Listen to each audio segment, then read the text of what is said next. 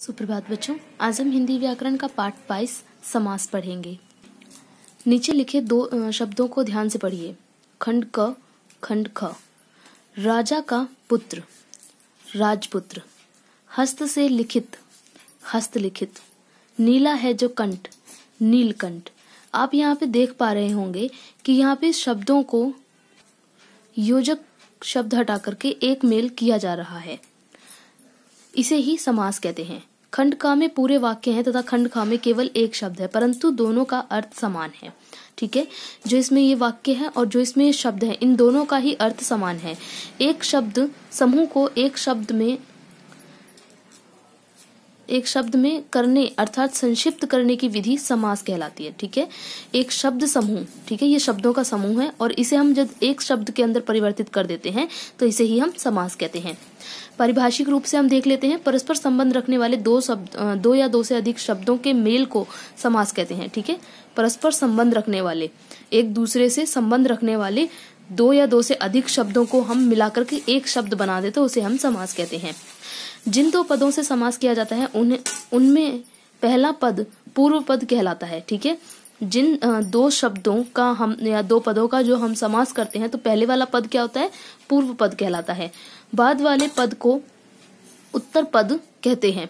समास हो जाने के बाद पूरा पद समस्त पद या समासिक पद कहलाता है। ठीक है, यहाँ मैंने उत्तरों का भी लिखा हुआ है। आपके जो अभ्यास में प्रश्न दिए हुए हैं उसका उत्तर ये एक होगा आपका पूरा, यहाँ से यहाँ तक। उत्तर नंबर 4 आपका यहाँ से शुरू होगा और यहाँ पे खत्म होगा। तो ये पूरा आपको लिखना है। बस ये समास विग्रह ये वाला आप हटा देंगे, ये नहीं लिखेंगे। बस ये दो आप लिखेंगे लाइनें। उसके बाद उत्तर नंबर आपका 2 ये वाला होगा, यहाँ से शुरू करके यहाँ तक। तो अब हम बात कर लेते हैं समास विग्रह के बारे में। आपको पता चल गया कि जो दो शब्दों में से पहला पद होता है उसे पूर्व पद, उसके बाद वाले पद को उत्तर पद, और समास हो जाने के बाद जो पूरा पद बनता है यानी जो ये शब्द बनता है इसे हम समस्त पद या सामासिक पद कहते हैं। अब हम जान लेते हैं समास विग्रह के बारे में। सामासिक शब्दों के बीच के संबंध को स्पष्ट करना समास विग्रह कहलाता है। जो सामासिक शब्द होते हैं या पद होते हैं, यानी कि जैसे ये राजपुत्र, सामासिक शब्दों के बीच के संबंध को, उनके बीच क्या संबंध है।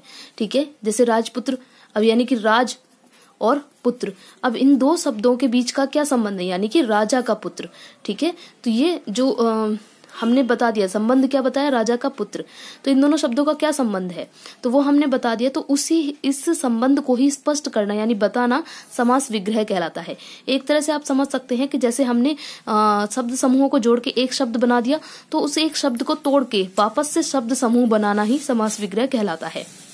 यानी विग्रह का मतलब होता है तोड़ना। ठीक है, मुख्य रूप से समास के 4 भेद होते हैं। अव्ययी भाव समास, तत्पुरुष समास, द्वंद्व समास और बहुब्रीहि समास। सबसे पहले हम बात करते हैं अव्ययी भाव समास के बारे में। जिस समस्त पद में पहला पद प्रधान और अव्यय हो तथा समस्त पद अव्यय बन जाता हो, अव्ययी भाव समास कहलाता है। जहाँ शब्दों की आवृत्ति के कारण पूरा पद अव्यय बन जाता है, वहां भी अव्ययी समास होता है। 2 तरह से अव्ययी समास बनते हैं। सबसे पहला ऐसा जिसका पहला पद प्रधान हो। ठीक है, यानी कि पहला पद ऐसा हो जो उसमें जिसकी प्रधानता हो और वो अव्यय हो। ठीक है, अव्यय यानी कि आपको याद होगा जो हमने अव्ययी शब्द पढ़े थे, मतलब जो हमेशा एक जैसे रहते हैं, लिंग वचन किसी भी प्रकार से उनका कोई परिवर्तन नहीं होता, ऐसे शब्द हों तो जो उससे जो समस्त पद बनेगा तो वो अव्ययी हो जाएगा। ठीक है, समस्त पद भी उसका अव्ययी बनेगा, इस कारण इसे हम अव्ययी भाव समास कहेंगे। दूसरा वो होते हैं जहाँ पे शब्दों की आवृत्ति होती है, यानी वही एक ही शब्द बार बार कहे जाते हैं, तो इस कारण पूरा जो पद बनता है वो अव्यय बन जाता है, इस कारण वह भी अव्ययी समास होता है। जैसे प्रतिदिन। ठीक है, प्रतिदिन यानी कि हर दिन। इन्होंने क्या बोला था? समस्त पद में पहला पद अव्यय होगा, प्रधान होगा या फिर अव्यय होगा। अब यहाँ पे हर यानी कि प्रत्येक। ठीक है, तो वो इसमें प्रमुख है। और यहाँ पे इन्होंने देखो यहाँ पे क्या बोला है, ये देखो प्रतिदिन, प्रति यानी कि हमेशा। ठीक है, तो ये पहला पद जो है वो मुख्य है और साथ में ये अव्ययी भी है। और इस जो शब्द से मेल से जो बन रहा है यानी कि प्रतिदिन, तो ये भी अव्ययी है। प्रतिदिन का जब भी हम प्रयोग करेंगे तो वो सब जगह एक सा ही रहेगा। और शब्दों की आवृत्ति। ठीक है, जहाँ शब्दों की बार बार आवृत्ति हो, जैसे बीचों बीच, ठीक है। तो ये बीचों बीच जो शब्द बन रहा है, या फिर रातों रात, या फिर साफ साफ जो बन रहा है, ये देखो साफ साफ 2 बार आवृत्ति हुई है एक ही शब्द की, तो ये भी एक तरह से अव्ययी वो बना है, शब्द बना है, तो इस कारण ये अव्ययी भाव समास कहलाएगा। आगे हम बात करते हैं तत्पुरुष समास के बारे में। जिस समस्त पद में दूसरा पद प्रधान होता है, ठीक है, कौन सा दूसरा पद प्रधान होता है उसे तत्पुरुष समास कहते हैं। जिसका पहला पद प्रधान होगा तो उसे हम क्या कहेंगे, अव्ययी समास, और जिसका दूसरा होगा तो उसे हम तत्पुरुष समास कहेंगे। राजा की कुमारी राजकुमारी, ठीक है, तो दूसरा पद कौन सा है, तो समस्त पद हमारा क्या बन रहा है, राजकुमारी, और इसमें दूसरा पद कुमारी, मुख्य रूप से क्या है, कुमारी। ऐसे ही घोड़े पर सवार घुड़सवार, ठीक है, तो दूसरा पद जो है उसकी प्रधानता होती है। प्रधानता हम देखते हैं कि मतलब किसके बारे में बात की जा रही है, ठीक है, तो उसी की प्रधानता होती है। रसोई के लिए घर, ठीक है, किसकी बात की जा रही है, घर की बात की जा रही है, किसके लिए, रसोई के लिए, तो प्रधानता किसकी होगी, घर की। दिए गए समस्त पदों को विग्रह करने पर तुम पाते हो कि राजा की नहीं कुमारी की प्रधानता है, घोड़े की नहीं सवार की प्रधानता है, और रसोई की नहीं घर की प्रधानता है, क्योंकि इन सभी उदाहरणों में दूसरा पद प्रधान है, अतः ये तत्पुरुष समास के उदाहरण है, ठीक है। तो इसमें देखो जो भी है हमेशा दूसरे पद की प्रधानता है, तो इसलिए तत्पुरुष समास कहलाएंगे। तुमने देखा कि तत्पुरुष समास का विग्रह करने पर दोनों पदों के बीच की पर के लिए जैसे विभक्ति या प्रसर्ग लगते हैं तथा समस्त पद बनाते समय इन विभक्तियों का लोप हो गया है। तत्पुरुष समास के बीच में समास होते समय कारक चिन्हों का कर्म से अधिकरण तक लोप हो जाता है, ठीक है। जब भी हम जो तत्पुरुष समास होते हैं इनका जब हम समस्त पद बनाते हैं तो उस समय इनके बीच में लगने वाले कारक चिन्ह, फिर वो कर्म से लेके अधिकरण जितने भी होते हैं, ठीक है, जैसे कर्म ने, कर्ता को, करण से, इसी प्रकार लेकर के हम कर्म से लेकर के अधिकरण तक के जितने भी जो कारक चिन्ह होंगे उन सभी का हम लोप कर देंगे। अब इसमें क्या होता है, कर्म से लेकर अधिकरण तक की बात कही है, तो कर्म से लेकर के हम देखते हैं कर्म, जैसे कहते हैं कर्ता ने कर्म को का लोप हो जाएगा, करण से का लोप हो जाएगा, संप्रदान के लिए इसका लोप हो जाएगा, आपादान से का लोप होगा, संबंध का के की, ठीक है, तो यहाँ पे का आ गया, के आ गया, की आ गया, इन सब का लोप हो जाएगा। अधिकरण में पर, ठीक है, अधिकरण क्या होता है, में पर, तो यहाँ पे में और पर, जहां कहीं भी पर आएगा तो उसका हम लोप कर देंगे।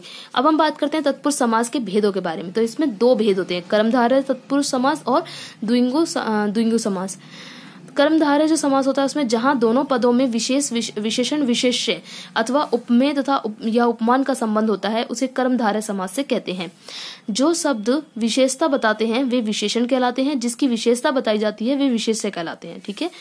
अब देखो विशेषता, जो भी शब्द विशेषता बताते हैं उसे हम विशेषण कहते हैं। आपने क्रिया विशेषण भी पढ़ा है, विशेषण आप जानते हैं किसे कहते हैं।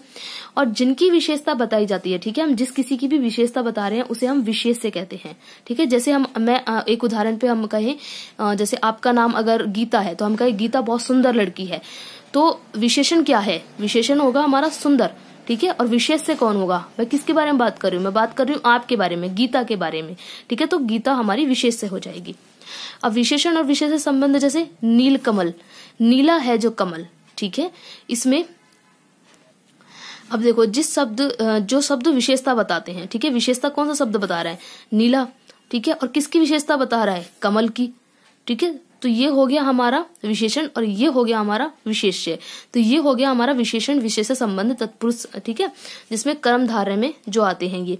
दूसरा आता है उपमा उपमान, उपमेय और उपमान, जिसकी तुलना की जाए उसे उपमेय कहते हैं, ठीक है, जिसकी तुलना की जाए उसे हम उपमेय कहते हैं, और जिससे तुलना की जाए उसे हम उपमान कहते हैं, ठीक है, जिससे भी तुलना की जाए। यानी जैसे अभी मैंने गीता का उदाहरण दिया था कि गीता बहुत सुंदर लड़की है, तो सुंदरता उसकी क्या थी, विशेषण थी, और विशेष्य कौन थी, गीता स्वयं थी। इसी प्रकार जब हम कहते हैं जिसकी तुलना की जाए, ठीक है, जैसे मैं कहूँ कि गीता का मुख चांद के समान है, ठीक है, तो अब मैं किसकी तुलना कर रही हूँ, गीता के मुख की, तो उपमेय क्या हुआ, गीता का मुख, और किससे तुलना कर रही हूँ, चांद से, कि चांद के समान है, कि चांद के जैसा है, तो क्या होगा, चांद क्या हो जाएगा, उपमान, ठीक है, क्योंकि मैं चांद के जैसा बता रही हूँ, तो उपमान जिससे तुलना की जा रही है, और जिसकी तुलना की जाए वो उपमेय। तो यहाँ पे देखिए अब हम देखते हैं समस्त पद और समास विग्रह। चंद्रमुख, चंद्र के समान मुख, ठीक है, तो जो चंद्र है हमारा ये क्या होगा, चंद्र से हम इसकी तुलना कर रहे हैं, तो ये हमारा बन जाएगा उपमान, ठीक है। और ये जो हम किसकी तुलना कर रहे हैं, मुख की, तो ये क्या बन जाएगा हमारा, उपमेय। ठीक है बच्चों, आपको समझ में आ गया होगा। अब हम बात करते हैं द्विगु समास की। इसमें पहला पद संख्यावाचक होता है तथा किसी समूह विशेष का बोध कराता है। ठीक है, जो पहला पद होता है वो क्या होता है, संख्यावाचक होता है और किसी समूह के बारे में बताता है। जैसे सप्ताह, सप्ताह के दिनों का समूह, ठीक है, सॉरी 7 दिनों का समूह, 7 आ गया ना पहले ही। 4 पाई यानी 4 पैरों का समाहार, 4 हो गया, 9 हो गया, 9 रात्रे हो गए, 2 पहर हो गए। तो इस प्रकार से ये क्या होता है, द्विगु समास होते हैं। अब हम करते हैं द्वंद्व समास के बारे में बात। जिस समस्त पद में दोनों पद प्रधान हो तथा विग्रह करने पर दोनों पदों के बीच और, या, तथा, अथवा जैसे योजक शब्दों का प्रयोग हो तो उसे हम द्वंद्व समास कहते हैं। द्वंद्व का अर्थ है 2 या 2 से अधिक वस्तुओं का युग्म। ठीक है, युग्म यानी कि जोड़ा। ठीक है, तो इन्हें हम कहते हैं द्वंद्व समास। जैसे ऊंच नीच, ऊंच और नीच, ठीक है, और का प्रयोग हो गया। ठीक है, यहाँ पे सभी जगह इन्होंने और का प्रयोग करके दिखाया। हम या का ही प्रयोग करते हैं, तथा का भी जहां प्रयोग होगा, अथवा का भी जहां प्रयोग होगा। ठीक है, और साथ ही क्या होगा, 2 या 2 से अधिक जो वस्तु होती है उनका जोड़ा दिखाया जाएगा। ठीक है, रात और ऊंच और नीच, रात और दिन, नर और नारी, इसमें अधिकतर क्या होता है, विलोम शब्दों का प्रयोग किया जाता है। ठीक है, भला बुरा, राधा कृष्ण, अमीर गरीब, राजा रंक, सभी विलोम शब्दों का इसमें प्रयोग किया जाता है।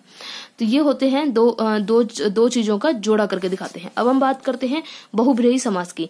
जिस समास में दोनों पद प्रधान होते हैं तथा और समस्त पद अपने पदों से भिन्न किसी अन्य संज्ञा का बोध करवाते हैं, उन्हें बहुब्रीहि समास कहते हैं।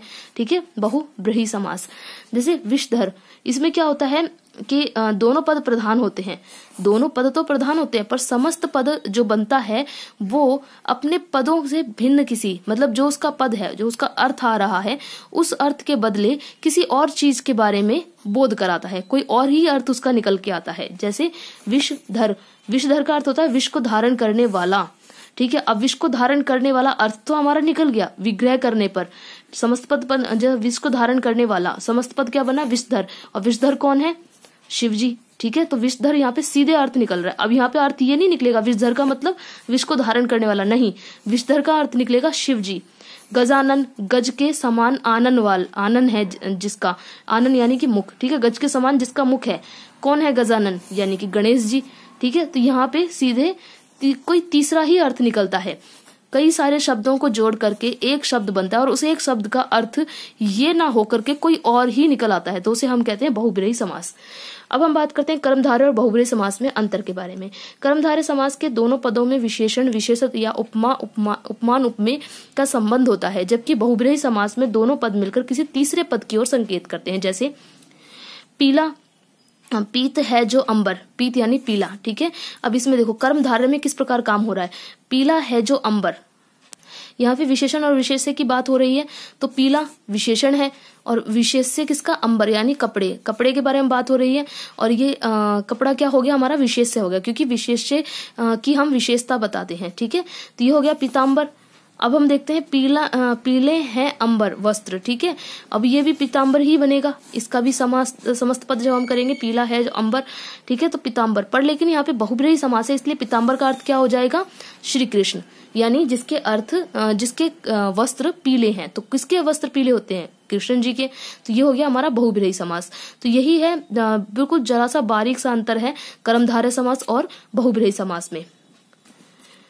कर्मधारय और द्विगु समास में अंतर। कर्मधारय समास के पूर्व पद विशेषण और उत्तर पद विशेष्य होता है। पूर्व पद तथा उत्तर पद में उपमेय, उपमान का भी संबंध होता है। द्विगु समास में पहला पद संख्यावाचक विशेषण होता है और दूसरा विशेष्य। जैसे नील गाय, ठीक है, समस्त पद है, नीली है जो गाय, ये हमारा बन गया कर्मधारय। अब गाय क्या है, हमारी गाय है विशेष्य, और इसकी विशेषता क्या है कि वो नीली है, तो इसलिए ये क्या बन गया हमारा कर्मधारय समास से। जबकि अब यहाँ पे होगा चौराहा यानी 4 राहों का समूह, तो ये हो गया हमारा द्विगु समास, क्योंकि द्विगु समास में पहला जो पद होता है वो कोई संख्यावाचक होता है और साथ में वो दूसरे बाकी जो शब्द होते हैं उनके समूह के बारे में बात करता है। अब हम बात करते हैं द्विगु और बहुब्रीहि समास में अंतर।